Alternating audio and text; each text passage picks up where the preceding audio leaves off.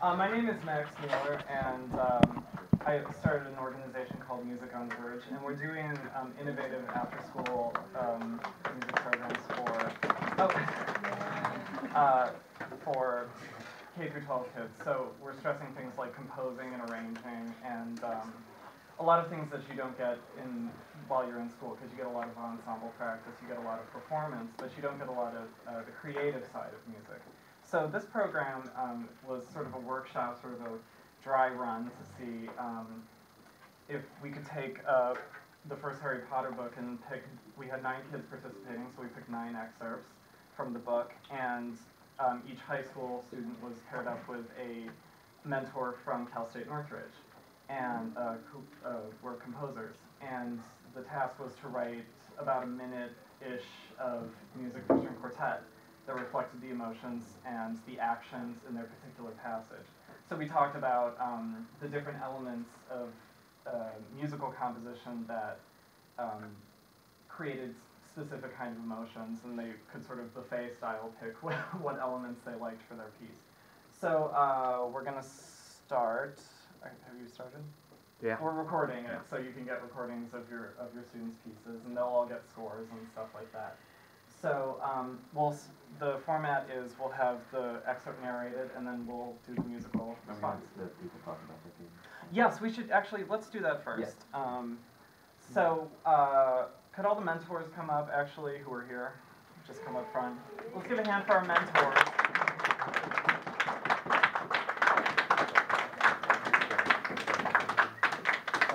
And let's do this first, just so we can go straight through the book. But so Emma worked with Nathanael, and how was he to work with? He was great. He's awesome. He was really fun. Good. We had a good team. Awesome. I worked with Jason, who, besides our names, we just clicked really fast, and I knew just from the start that we would get along. And the work that he's done, as you'll hear, is incredible, and I'm really proud of him. Leo? I worked with Carmelle, and I was really impressed. I wish I had been that musically talented when I was that age. Right. I wasted all my time, geez. But she did a really great job. Turned out great. Great. Ellen? I worked with Najee, and he's pretty much the coolest kid ever. And he went from not knowing like anything to knowing so much, and it turned out way better than I ever expected. I work with Hope, who's excellent. I saw her grow greatly, and I feel as if she has a great composition future. Hi, I worked with William, and William's extremely creative and just has a very bright mind and knew exactly what musical concepts he wanted to go for and just made it come to life. I worked with Miro. We started off a little bit shy with each other, but eventually we both realized, hey, this person's kind of cool, and she has a really fantastic future, I think, someday in composition if she decides to pursue that. And we have 2 of our mentors are not here tonight, but Evan worked with Justin, who knew so much more than what we were actually teaching. he is very well beyond a lot of what we were covering, so I was very impressed with his musical talent. And Dustin worked with Noelle, and Noelle was great because she's already a string player, so I think that was probably an easy process for you, so to know how to write for strings already because you play the instruments. So everyone was great. It was so much fun, and so you may take your seats, and we'll begin. Mr. Dursley might have been drifting into an uneasy sleep, but the cat on the wall outside was showing no sign of sleepiness. It was sitting as still as a statue, its eyes fixed unblinkingly on the fat corner of Privet Drive. It didn't so much as quiver when a car door slammed on the next street, nor when 2 owls swooped overhead. In fact, it was nearly midnight before the cat moved at all. A man appeared on the corner the cat had been watching, appeared so suddenly and silently you'd have thought he'd just popped out of the ground. The cat's tail twitched and its eyes narrowed. Nothing like this man had ever been seen on Privet Drive. He was tall, thin, and very old, judging by the silver of his hair and beard, which were both long enough to tuck into his belt. He was wearing long robes, a purple cloak that swept the ground, and high-heeled buckled boots. His blue eyes were light, bright, and sparkling behind half-moon spectacles, and his nose was very long and crooked, as though it had been broken at least twice. This man's name was Albus Dumbledore.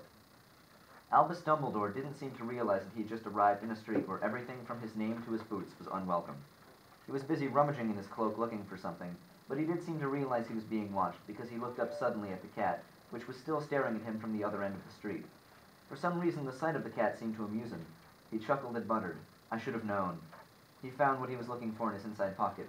It seemed to be a silver cigarette lighter. He flicked it open, held it up in the air, and clicked it. The nearest street lamp went out with a little pop. He clicked it again. The next lamp flickered into darkness. 12 times he clicked the put-outer until the only lights left on the whole street were 2 tiny pinpricks in the distance, which were the eyes of the cat watching him. If anyone looked out of their window now, even beady-eyed Mrs. Dursley, they wouldn't be able to see anything that was happening down the pavement.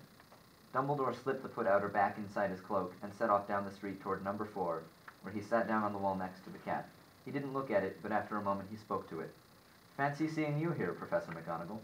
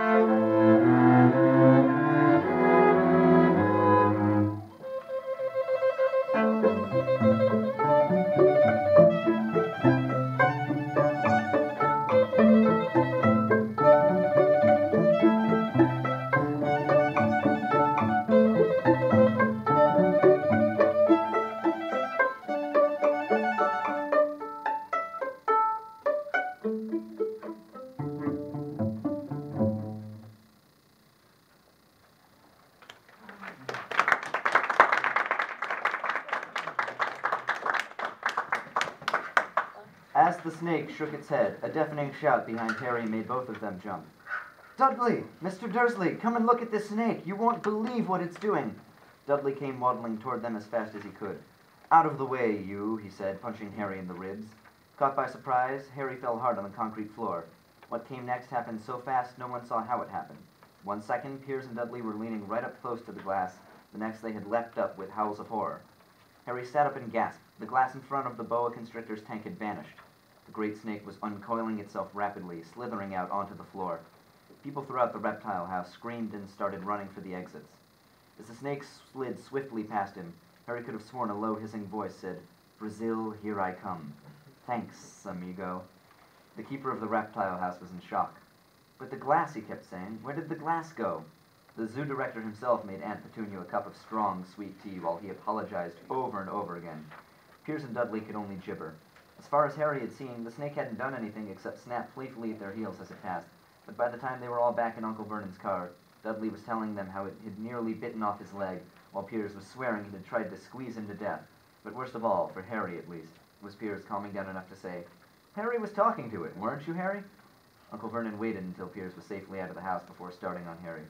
He was so angry he could hardly speak. He managed to say, "Go! Cupboard! Stay! No meals!" before he collapsed into a chair, and Aunt Petunia had to run and get him a large brandy.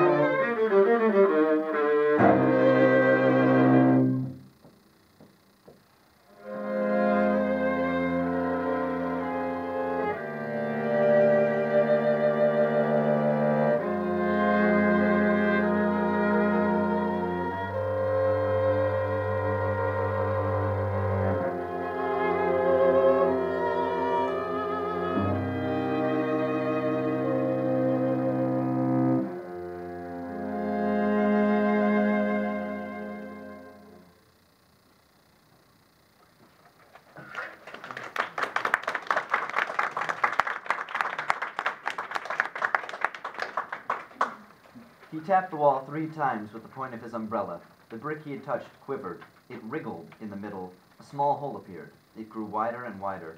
A second later, they were facing an archway large enough even for Hagrid, an archway onto a cobbled street that twisted and turned out of sight. "Welcome," said Hagrid, "to Diagon Alley." He grinned at Harry's amazement. They stepped through the archway. Harry looked quickly over his shoulder and saw the archway shrink instantly back into solid wall.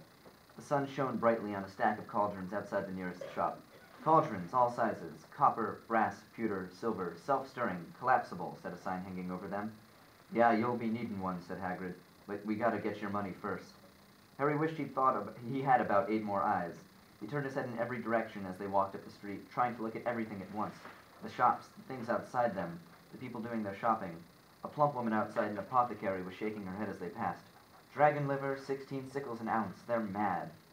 A low, soft hooting came from a dark shop with a sign saying, "Ilops Owl Emporium. Tawny, Screech, Barn, Brown, and Snowy." Several boys of about Harry's age had their noses pressed against a window with broomsticks in it.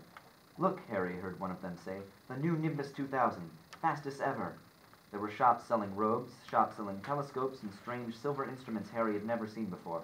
Windows stacked with barrels of bat spleens and eel's eyes, tottering piles of spell books, quills, and rolls of parchment, potion bottles, globes of the moon.